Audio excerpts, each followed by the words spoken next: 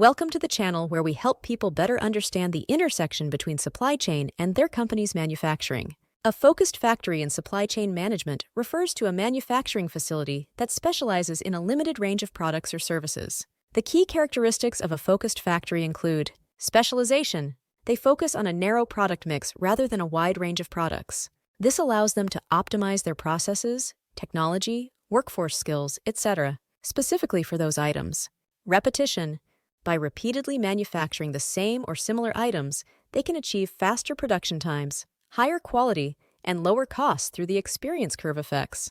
Volume. They benefit from economies of scale by producing large volumes of the items they specialize in. This allows fixed costs to be spread over more units. Process focus. Their layout and workflow is optimized around the production requirements of the limited range of products they focus on. This further drives efficiency. Dedication. They are solely dedicated to the set of products or services they focus on rather than supporting a wide portfolio.